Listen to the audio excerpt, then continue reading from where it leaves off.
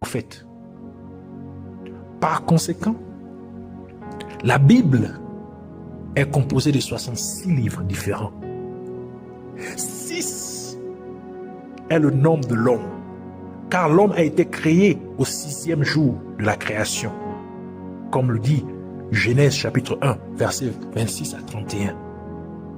Ainsi, dans le nombre 66, nous avons le chiffre 6 deux fois.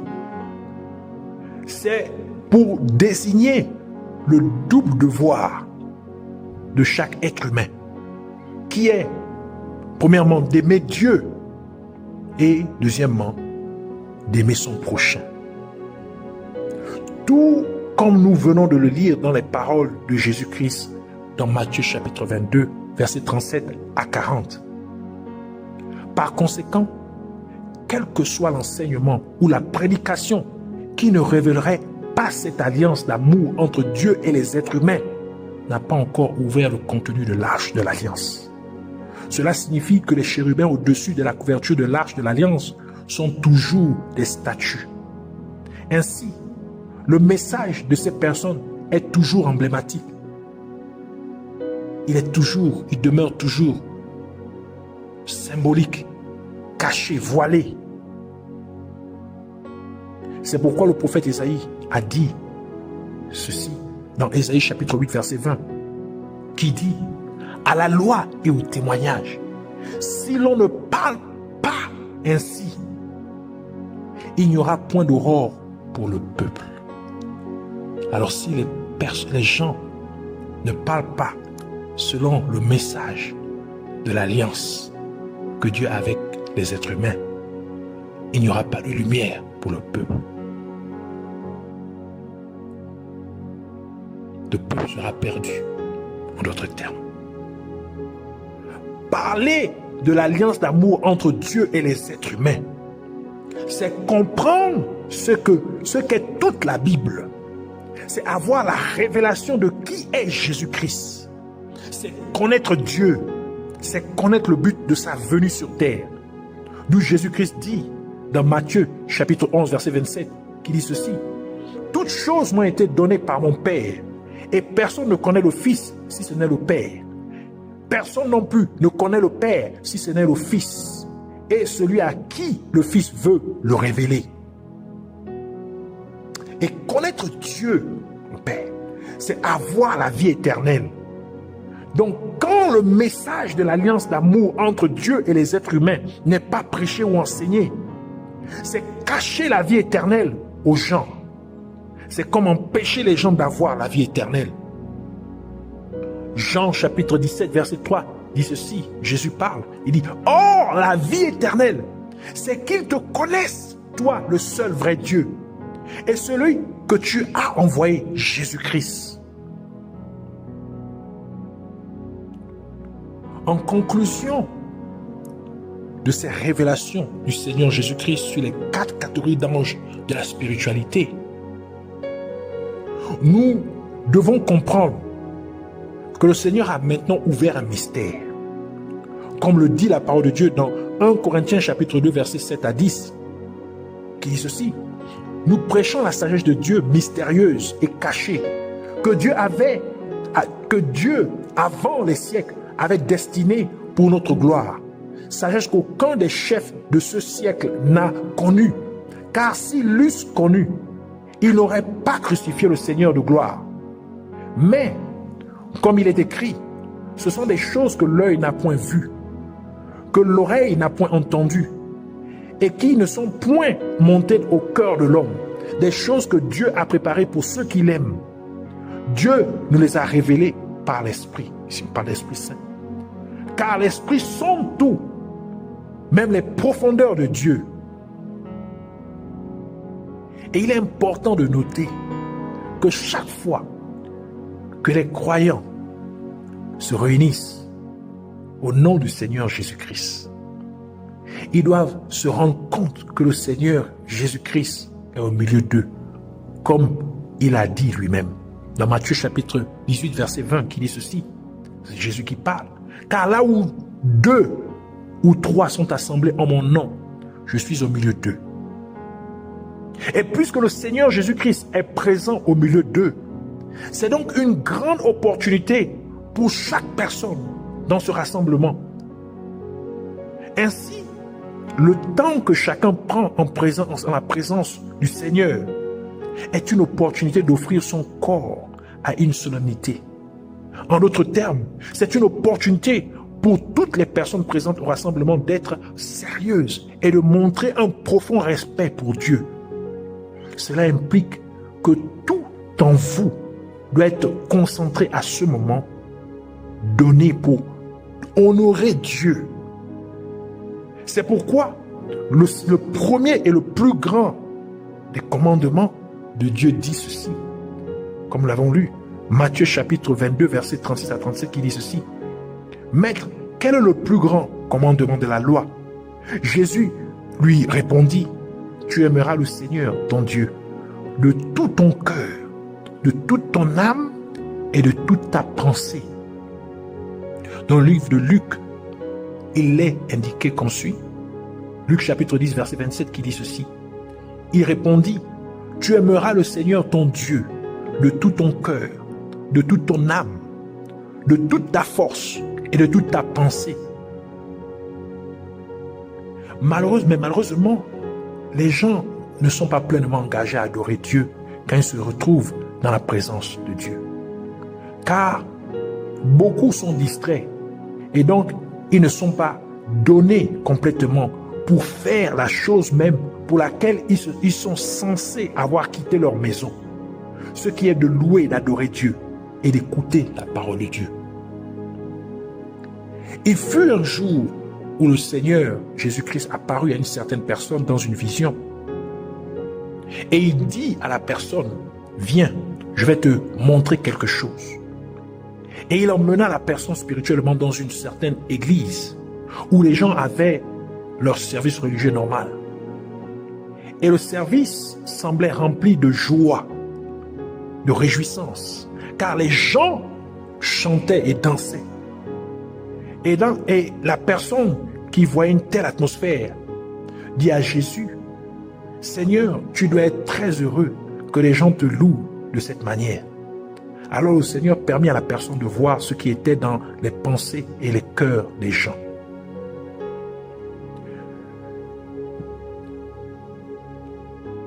Et la personne vit que certains étaient à l'église pour se vanter de leurs nouveaux vêtements et chaussures. D'autres étaient préoccupés par les choses qu'ils feraient après le service religieux. D'autres pensaient à leurs conjoints qu'ils avaient laissés à la maison. Certains frères convoitaient certaines sœurs. Certains pensaient à la nourriture qu'ils commanderaient au restaurant après le service religieux. D'autres étaient préoccupés par leur travail. Et personne n'était sincèrement au service pour Dieu. Et le Seigneur dit à la personne, en ce qui me concerne aujourd'hui, personne n'est venu à l'église. Il n'y a pas eu service. C'est exactement ce que la plupart d'entre nous faisons quand nous sommes dans la présence de Dieu. Nous y sommes physiquement, mais nos pensées sont ailleurs. Nous sommes présents dans le corps, mais notre cœur n'est pas pleinement engagé. Mais ce que nous ne comprenons pas, c'est que lorsque nous sommes vraiment dans la présence de Dieu, notre corps reçoit pendant cette période une charge spirituelle parce qu'il est connecté à Dieu. Ainsi, la parole de Dieu nous encourage à toujours prier. Comme je dis dans 1 Thessaloniciens chapitre 5 verset 17 qui dit ceci, priez sans cesse. Les gens qui disent habituellement, le service prend trop de temps, le pasteur prend trop de temps avec le message, ces personnes ignorent la vérité même, que plus le service prend du temps, plus les gens passent par la phase de mortification de leur nature humaine, c'est-à-dire de leur chair. Plus vous priez ou vous lisez la parole de Dieu, ou plus l'homme de Dieu prêche, et maintenant que vous vous sentez fatigué, vous êtes maintenant entré dans la phase de la mortification de la chair. Car maintenant, vous commencez à souffrir. Ainsi, votre prière ou méditation de la parole de Dieu ou votre présence a maintenant atteint son apogée. Ainsi, le principe est accompli. Ainsi, lorsque vous priez, méditez la parole de Dieu ou louez ou adorez Dieu, faites-le jusqu'à ce que vous soyez fatigué. Car c'est alors que vous forcerez les choses. Et en le faisant, vous serez entré dans la phase de mortification. C'est donc le sacrifice pour votre temps de dévotion. Lorsque vous priez, la mortification commence lorsque vous priez jusqu'à vous sentir fatigué. Et c'est là que commence le charisme. Le charisme n'est pas pour ceux qui aiment les choses faciles. Ceux qui ne vont pas au service aux assemblées de l'église, car ils se fatiguent facilement. Ignorons que c'est cette fatigue qui déclenche le charisme. Ainsi, lorsque vous vous fatiguez dans la présence de Dieu et continuez à pousser, cela crée une charge spirituelle d'énergie en vous, de telle manière que lorsque la tentation vient, cette énergie spirituelle consume cette envie, cette tentation. C'est ça le charisme. C'est pourquoi lorsque Jésus-Christ a pris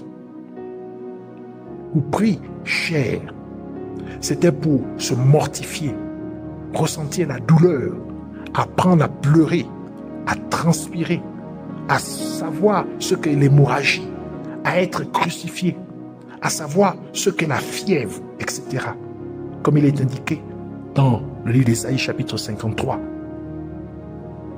Et c'est exactement ce qui est arrivé à Jésus-Christ à Gethsémani. Lorsque Jésus-Christ a prié jusqu'à ce que sa sueur devienne des grumeaux de sang. Luc chapitre 22, versets 41 à 44, qui dit ceci. Puis il s'éloigna d'eux, à la distance d'environ un jet de pierre. Et s'étant mis à genoux, il pria, disant, Père, si tu voulais éloigner de moi cette coupe, toutefois, que ma volonté ne se fasse pas, mais la tienne. Alors un ange apparut du ciel. Alors un ange lui apparut du ciel pour le fortifier. Étant en agonie, il priait plus instantanément. Et sa sueur devint comme des grumeaux de sang qui tombaient à terre. Pendant que Jésus-Christ priait, son corps était chargé positivement d'énergie spirituelle. Et quand la tentation vint, désirant qu'il demande à Dieu, le Père, de lui enlever ou d'ôter cette coupe de souffrance, c'est-à-dire de le délivrer du fait qu'il porterait les péchés de l'humanité et qu'il devrait être crucifié, ainsi la charge spirituelle d'énergie sur lui l'amena à demander que non pas sa volonté soit faite, mais que la volonté de Dieu le Père soit faite. Alors, elle consuma cette tentation. Et comme il pria jusqu'à ce que sa sueur devienne des grumeaux de sang, cela signifie ce qui suit. Le visage représente la vision. Le sang représente l'alliance, mais aussi la souffrance. Ainsi, le fait que la sueur de Jésus-Christ soit devenue des grumeaux de sang, c'était pour dire que notre vision doit être celle de l'alliance dans laquelle Jésus-Christ nous fait entrer. De telle manière que vous souffrez pour craindre Dieu. C'est donc une alliance de souffrance et même une alliance d'amour, car vous souffrez pour les choses de Dieu, afin d'exprimer votre amour à Dieu. En effet, vous souffrez dans la chair, afin d'être plus spirituel, afin d'être plus spirituellement connecté à Dieu. Donc c'est une alliance d'amour. Donc vous manifestez, vous souffrez pour manifester cet amour envers Dieu, votre amour envers Dieu. Vous souffrez pour les choses de Dieu. Vous souffrez pour être plus en connexion avec Dieu. une alliance d'amour. Alors il est important de comprendre que les anges de la quatrième catégorie, les anges de la spiritualité, viennent ou opèrent lorsque les gens commencent à chercher la parole de Dieu, à chercher la révélation de la parole de Dieu. Alors ils entrent en opération. Alors ils cessent d'être emblématiques. Ils cessent d'être des statues. Ils prennent forme, c'est-à-dire ils rentrent en opération pour ouvrir le contenu de l'alliance, le lâche de l'alliance, c'est-à-dire ôter le propitiatoire, le dessus du propitiatoire, afin que les gens puissent s'accaparer du contenu de l'alliance, la révélation qui se trouve dans l'alliance que Dieu a avec l'être humain, l'humanité. Il est important de comprendre que chaque fois que vous vous retrouvez dans la présence de Dieu, c'est une opportunité, une très grande opportunité. Montrez votre dévotion et d'être connecté à Dieu afin d'être chargé spirituellement. Afin que cette charge spirituelle positive puisse consumer toute tentation, tout désir charnel. Alors nous voulons prier. On prie pour demander à Dieu, premièrement pour le remercier d'avoir révélé le mystère de la spiritualité de l'être humain. Nous avons prié pour demander à Dieu, au nom de Jésus-Christ, de pousser chaque être humain à méditer sur sa parole, jour et nuit, comme il nous l'a recommandé. Recherchant ainsi la révélation de la parole de Dieu pour amener les anges de la quatrième catégorie des anges de la spiritualité à entrer en opération.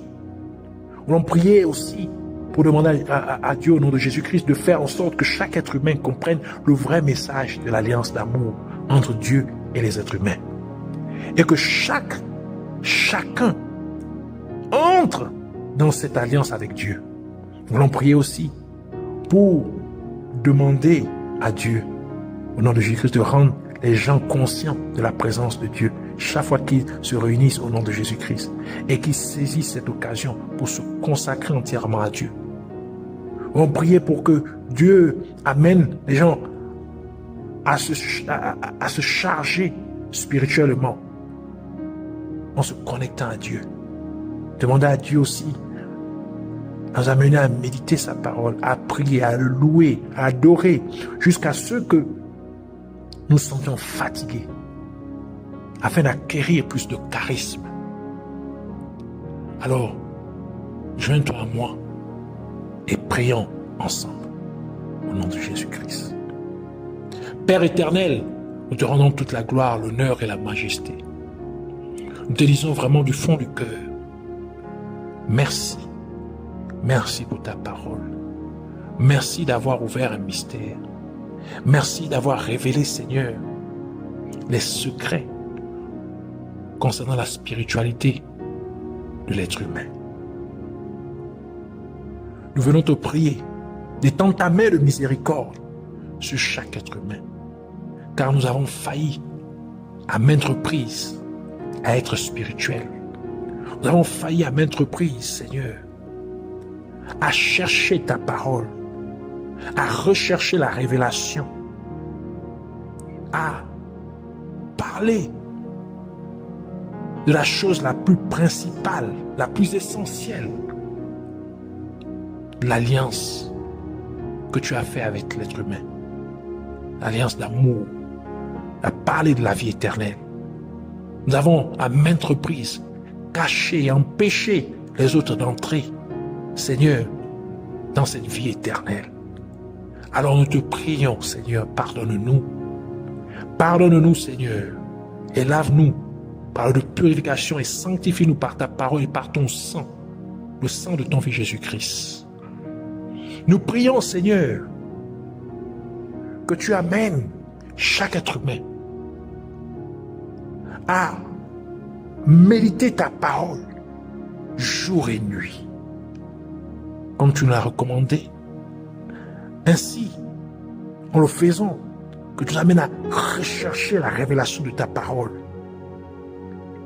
afin d'amener les anges de la 4e catégorie des anges de la spiritualité à entrer en opération, afin qu'ils cessent d'être emblématiques, qu'ils cessent d'être des statues et qu'ils prennent forme, qu'ils rentrent en fonction, et que nous puissions venir à comprendre le contenu de l'arche de l'Alliance. Que le couvert de l'arche soit ôté et que nous voyons son contenu et que nous saisissons de ce contenu au nom de Jésus-Christ et que nous apportons ce message à travers les 4 coins du monde, dans tous les coins et les recoins, Seigneur de la terre. Comme tu nous as dit que nous serons tes témoins. D'abord, en Judée et en Jérusalem, en Judée, en Jérusalem et Samarie, et dans tous les coins du monde entier.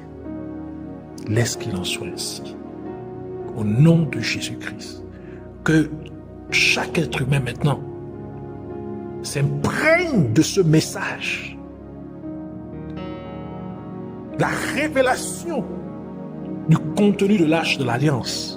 Ce message de l'alliance d'amour que tu as fait avec l'humanité, afin que chaque être humain puisse, Seigneur, saisir, s'imprégner, rentrer dans cette alliance avec toi, cette alliance d'amour, au nom de Jésus-Christ. Seigneur, aide-nous à être conscient de ta présence. Aide chaque être humain à être conscient de ta présence chaque fois qu'ils ont l'opportunité de se retrouver dans ta présence. Qu'ils puissent, Seigneur, saisir cette opportunité pleinement en se dévouant, Seigneur, à toi, en se donnant, Seigneur, en solennité, Seigneur, à toi. En se connectant à toi, Seigneur, que chaque être humain soit chargé, Seigneur, positivement, spirituellement. Qu'il puisse, Seigneur, oh mon Dieu, au nom de Jésus-Christ, recevoir, Seigneur, oh mon Dieu, Père, une charge positive, spirituelle, qui les amène, Seigneur, à consumer, qui amènerait, Seigneur, à consumer toute tentation en eux, qui les amènerait, Seigneur, à consumer, Seigneur, tout désir charnel en eux, Seigneur, au nom de Jésus-Christ. Que leur charisme soit, Seigneur, oh mon Dieu, Père, puisse croître au nom de Jésus-Christ. Amène-nous, Seigneur, chaque fois que nous retrouvons dans ta présence, que ce soit à travers de la méditation de ta parole, que ce soit, Seigneur, oh mon Dieu, Père, en nous réussissant avec les autres, que ce soit, Seigneur, en la prière, que ce soit, Seigneur, lorsque nous t'adorons, te louons, que nous puissions le faire, Seigneur, avec, Seigneur, oh mon Dieu, Père, jusqu'à ce que nous soyons fatigués, Seigneur, afin que le charisme, le principe, Seigneur, de la spiritualité prenne effet. Au nom de Jésus-Christ, nous te disons vraiment merci. Nous te disons, Seigneur, nous te donnons toute la gloire, l'honneur et la majesté. Seigneur, merci pour ta parole. Tu as dit, tu envoies ta parole et ta parole guérit, ta parole délivre. Alors lorsque cette parole maintenant, ta parole, Seigneur, puisse pleinement, Seigneur, s'accomplir. C'est pourquoi nous te disons merci. Parce que cette parole, Seigneur, a guéri, Seigneur, notre être tout entier. A délivré, Seigneur, notre être tout entier. Des gouffres de l'ennemi, des gouffres de l'ignorance, de quelconque, Seigneur, douleur et lien, Seigneur, maléfique, au nom de Jésus-Christ. Que la gloire, l'honneur et la majesté te soient rendues. À toi, le seul et véritable Dieu, au nom de Jésus-Christ. Nous avons ainsi prié. Amen. Soyez bénis.